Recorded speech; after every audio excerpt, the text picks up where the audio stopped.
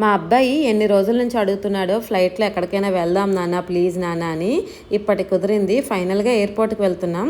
ఇది second time ఫ్లైటే, but చిన్నప్పుడు తీసుకువెళ్ళడం వలన మా వత్సవకి ఫ్లైట్ ఎక్కినట్లు అస్సలు గుర్తులేదు. వాడికి ఊహ తెలిసాక ఇప్పుడు వెళ్తున్నాం కదా, చాలా ఎగ్జైట్మెంట్తో ఉన్నాడు. మా చిన్నోడికి మాత్రం వాడికి ఏం అర్థమైందో వీడు కూడా ఫుల్ హడావిడి చేసేస్తున్నాడు. కొత్త ట్రాలీ తీసుకున్నాం, దాన్ని అయితే అస్సలు విడిచిపెట్టట్లేదు. చూసేవాళ్ళు పిల్లలకి లగేజ్ ఇస్తున్నాం అనుకుంటున్నారు. నాకు ఎంత షాకింగ్ అంటే ఎయిర్పోర్ట్లో అందరూ చాలా క్యాజువల్గా ఉంటున్నారు. జస్ట్ బస్ ఎక్కిన కన్నా కూడా క్యాజువల్గా ఎక్కేస్తున్నారు. మేమే ఫొటోస్ వీడియోస్ అని హడావిడి చేసేస్తున్నాం. ఎప్పుడో ఒకసారి సరదాగా ఎక్కుతాం కదా ఫ్లైట్, ఎవరేమనుకుంటే మనకేం చెప్పండి.